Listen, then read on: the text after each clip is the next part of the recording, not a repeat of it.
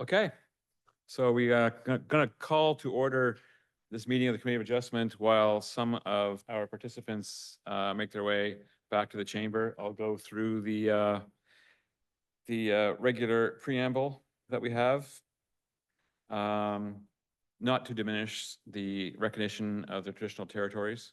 The land on which we gather today is the traditional territory of the Anishinaabe, the Haudenosaunee, and the Attawanerak and Mississauga people, many of whom continue to live and work here today. This territory is covered by the Upper Canada Treaties and is within the land protected by the Dish with One Spoon Wampum Agreement. Today, this gathering place is home to many Indigenous peoples made up of First Nations, Inuit, and Métis.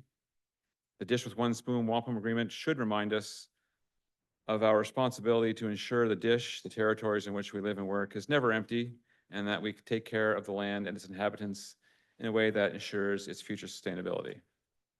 So welcome all, our complete lineup of committee members and staff to this hearing of the Committee of Adjustment for the City of St. Catharines. Everyone present will be given an opportunity to comment on the applications being heard. Please note that the Committee of Adjustment hearing is being recorded. There are two major types of applications to this committee: applications for consent and severance, and applications for minor variances to municipal zoning bylaw requirements. Evidence may be required to be given under oath if deemed necessary. Please address your comments, questions through the chair. That's me this evening. Additionally, please maintain respect while communicating with the committee, staff, and other meeting participants to ensure a smooth and orderly discussion. Copies of all decisions will be made to the applicant and any other person who appeared before the committee or filed a written request to receive a notice of decision. Pursuant to the More Homes Built Faster Act, and in the matter of consent applications, the applicant, the minister, or a specified person or public body that has an interest in the matter has the right to appeal either the decision itself or the conditions of the consent to the Ontario Land Tribunal within 20 days of the mailing of the decision. Minor variance decisions may also be appealed. However, they must be made within 20 days of the making of the decision, and the cost of an appeal is $400. This is actually a special hearing that we're having this evening, focusing on one application, but we're going through the motions. So are there any amendments or additions to the agenda? There are none. May we have a motion to approve the agenda? Thank you, David. Declaration of conflict of interest. Does any member have? No, nor do I. So we do not. Presumably there are no requests for withdrawal or adjournment. There are none. No surprise there. So we're going to move right in. So our applicant and agent are here already at the Horseshoe to speak to 55 Oakdale Avenue. Our only application this evening, and we have staff report which recommends approval of the application which pertains to a permitted use bylaw. It's to permit a 4,698 square meter gross floor area participatory indoor recreational facility of Unit 2 of the building as a similar to current use or more compatible with uses permitted by the zoning bylaw. Again, staff has a bit more of a longer description of their recommendation for approval. Is there anything that the applicant wishes to add to the discussion? Yes, thank you, Mr. Chair. First off, I'd like to thank the committee for their attendance here at the special meeting to deal with this matter. It's somewhat timely for the owner, so we do appreciate that. First off, this application follows one that was made in earlier this year in January, which is of a similar nature to permit the use of a indoor soccer training facility in Unit 5, which you see on the site plan before you. The building is underutilized and the owner has found himself with another opportunity to host a similar type of use in Unit 2, which you see in the middle section of that building site plan. We've reviewed the staff recommendation report and are generally in agreement with the recommendation to approve. However, the staff have kind of made a recommendation to restrict the use specifically to an athletic training facility, which is somewhat limited in terms of flexibility for the owner. As you can appreciate, the tenancy here is, uncertain for the long term. And so there's a preference to have some flexibility built in to accommodate other uses. And the handout you see before you, we've included the recreational facility definition, which was the approved definition for Unit 5 previously. And staff recommendation is included below, which limits everything I suggested to training facility for skill development and conditioning and the like. At the last point there is what we would prefer to see as the recommended use definition, which again, there's no proposed external changes to the site being contemplated, no recreational uses outside of the building. This is all interior. So our requested use is to define the use for Unit 2 as an indoor recreational facility that does not permit spectators. The reason for this is through discussions on this application, staff had indicated that there was a parking allotment for the current use, the legal non-conforming uses. And they had expressed concern that if there were spectators at this facility, that that parking demand would be increased beyond that capacity. There's, within that, we've got about 100 parking spaces as an allotment that we've calculated on the site. Given the uses that are being proposed, we determined that the peak usage for each of those would be about 40 people per. So that makes 80. So we're within that range. The other limiting factor is the building itself. Given that the fact that it's a warehouse, there's a number of columns interspersed between it. The use internally is not conducive to providing spectator opportunities. And it is really barely regulated for simply, limited recreational uses. So it's our recommendation committee that this application be supported, and the consideration for the revised definition for indoor recreational facility be considered. I'm sorry, I did forget to introduce others that are here with me this evening who may want to contribute to this conversation.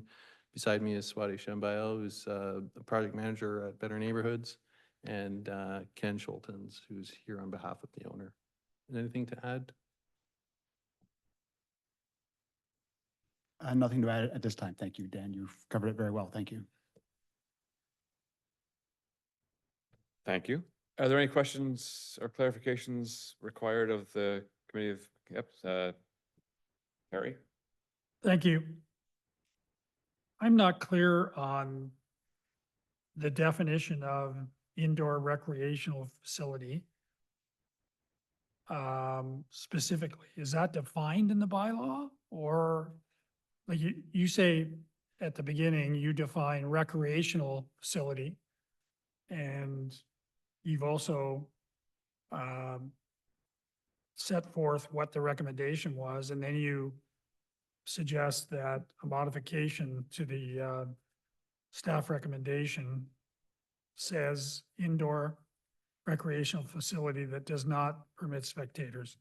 So are you effectively just reiterating what is defined as recreational facility?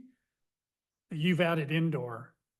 Does it have to say indoor? Are you understanding the nuance that I'm asking? The definition says 2 words, recreational facility. You've added indoor. And I'm assuming you're actually taking the first definition with a caveat that it can't have spectators. Through you, Mr. Chair, yeah, I'm sorry for the lack of clarity on that. The intention here is really just to clearly define that the recreational use is only indoor. We have no problem removing that. It was just a point of clarity to provide some assurances that there would be no external recreational facility, which may be encompassed by the recreational facility definition. So that's just as a point of clarity. And then the second point on that of not permitting spectators is really just to address the concerns that staff had raised regarding the parking. So we're certainly open to a change of language, but the essence of what we wanted to define was simply spelled out in that definition. They specifically wanted to alleviate the concern that there's going to be a crush of spectators trying to park in this facility. So through their further definition, does not permit spectators would take some of the concern perhaps away from the city, thinking that there's not enough parking on site. My question to staff is recreation facility a defined term in the zoning bylaw, and is indoor recreation facility recognized as a defined term? Through you, Chair. So as noted here, the recreational facility is defined as that, but we don't have an exact definition of an indoor recreational facility. So as noted here, this is the exact definition of recreational facility. So right now, we couldn't refer to the zoning bylaw definition of an indoor recreational facility because it doesn't exist. Correct. And we're not being asked to make a new category necessarily. I believe the applicant is just distinguishing this project use from the broader use of recreational facility, which could include spectators. Anybody else? If I may, Mr. Chair, if we struck indoor recreational facility, I think we'd still be accomplishing the same thing because the approval is restricted to Unit 2. So in effect, it eliminates the opportunity for an outdoor recreation.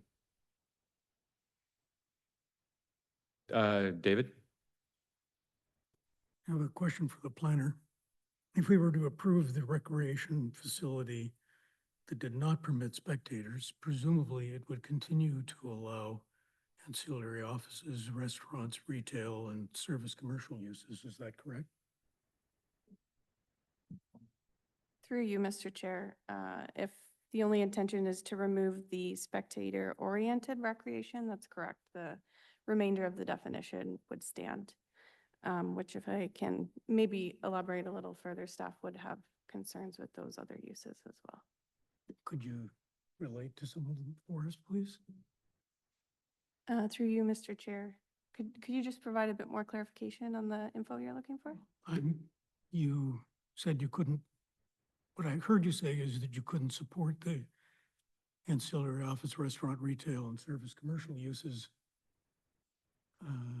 to continue for this application, and I'd seek some clarity as to why not. Yeah, so through you, Mr. Chair, to the committee member, the concerns are very similar to, spectator-oriented recreation. More uses means more people, which means a higher demand for the site that's intended to be residential uses on there. So staff's recommendation to limit it to just the athletic training facility, which is the use that the tenant intends to enjoy the unit for, is how staff would recommend the application, because then we make sure that the scale of the unit, and again, it being double the size of the first unit that's permitted for recreational facilities, we just want to make sure that the collective scale of both of them together doesn't exceed the availability of the lot and become cumbersome to the residential units in the neighborhood. But also, I just think at that point, it's not more compatible with the intended residential use of the site than what's currently there. Any other, Tom? Through you to staff, I wasn't really expecting to have this discussion, but we had a similar application for the reference recreational facility about Club Roma Soccer. Just based on the floor area, that's about 100 parking spaces.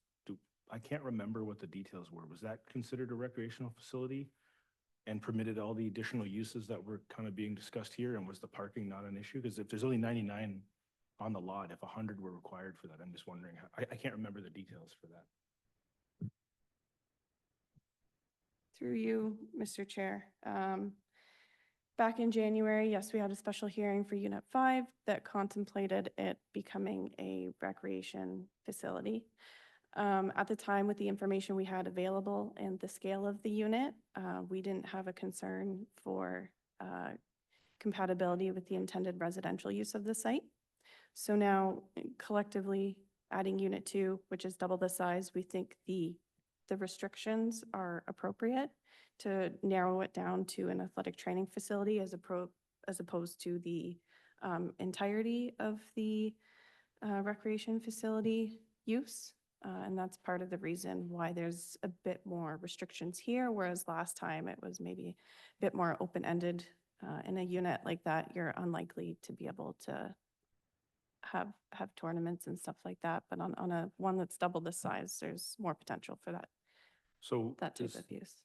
is the one space per 20 meter applicable to that then, right now? That basically is using potentially the entire allotment of parking at the site? Through the chair to the committee member.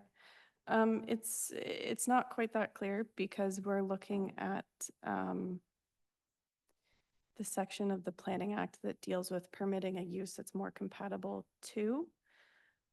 We don't necessarily apply the regulations in the same way in this instance, whereas if it was a permitted use and we're making sure that it complies with everything, it's more, does this use make more sense for the intended residential use of the site versus what's currently there? Will this be more compatible? Okay, and then just one quick follow-up about the comment about defining it as a recreational facility that doesn't permit spectators. Do we have a definition of what spectator would be? Does that mean a paying spectator or someone who's just going to watch an exhibition game of some sort? That seems a little bit muddy to define to me. Through you, Mr. Chair, to the committee member. No, our bylaw doesn't have a definition of spectator, so where we don't have a definition, we would just take like the widely accepted definition, which I assume would be anybody who wants to come and just observe. Ultimately, it's paying or not, it's someone spectating and driving to the site and requiring more parking than the people who are participating in the event, which is what the city's trying to limit it to. But in limiting to non-spectators, the city's going further and reducing the other possible uses under a recreational facility, which include the ancillary office, restaurant, retail, which the applicant is suggesting limits, the future tenant who might occupy this space and what they might want to do by having some of those subservient supportive uses as part of the future recreational facility. So the client is saying this is the staff's recommendation is limiting beyond what a future tenant might want from them. I believe I heard at the beginning of your presentation that, and I'm guessing part of this, you have an athletic training facility now that's wanting to occupy the space, but you're wanting to cover all the bases down the line? Is that what I'm hearing?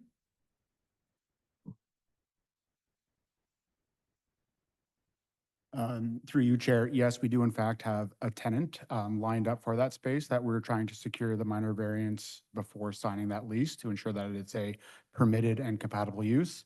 However, the expectation is that this will be a temporary arrangement and that we will be using that space in 3 to 5 years for other purposes as we work with this tenant. Other uses as they relate to the non-compatible? Through the chair, on behalf of the owner, we don't like to speculate on what future uses might be, so we don't like to handcuff ourselves to a specific definition. Currently, we do have other permitted uses within the building. As mentioned previously, we have succeeded in getting that recreational facility minor variance for Club Roma. And now we have another potential tenant that is a similar organization. And just based on the prior precedent, came to the committee seeking the same minor variance that we had previously. Thank you. Yes, Tom? Just to clarify, I think I know the answer, but you're showing 99 permanent parking spots, sorry, to the applicant, to the chair, you're showing 99 parking spaces in pavement, but there's a referenced informal parking area? Is that used currently?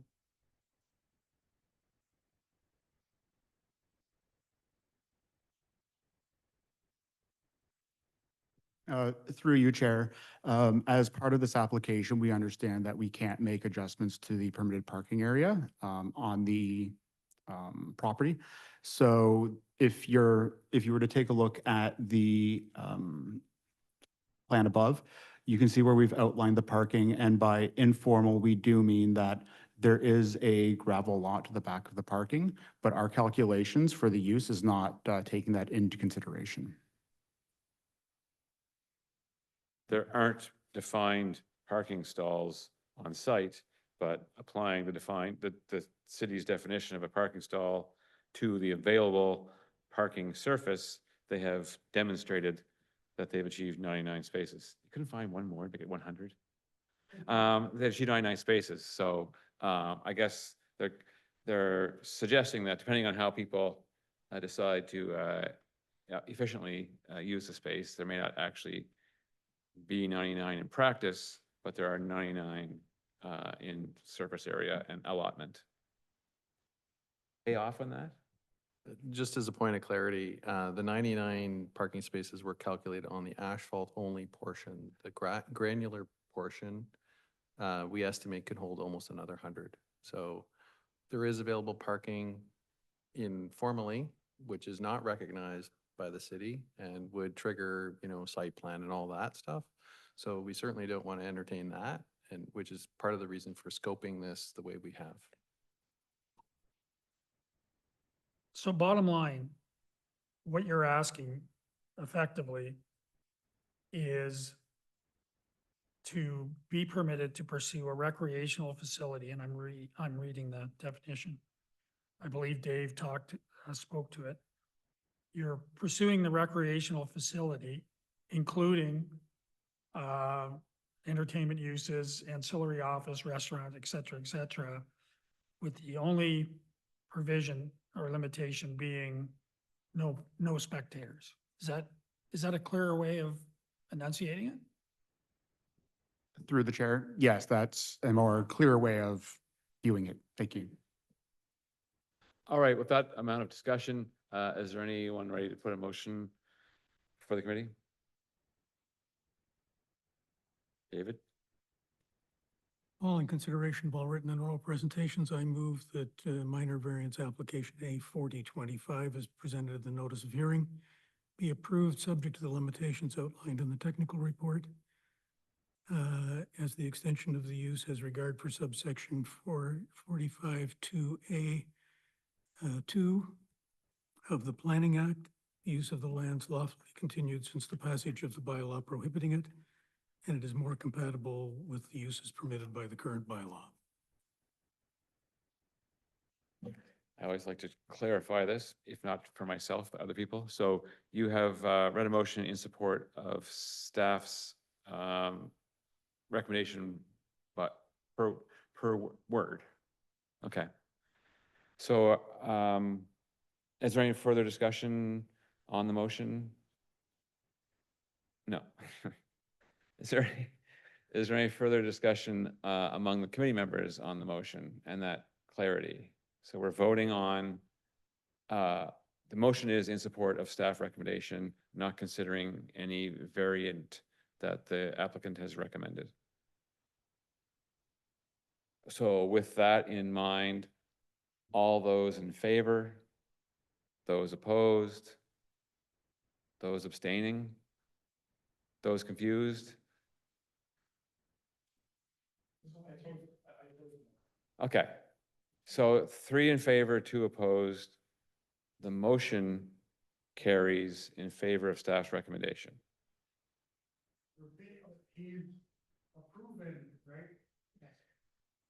His motion was read in support of staff recommendation.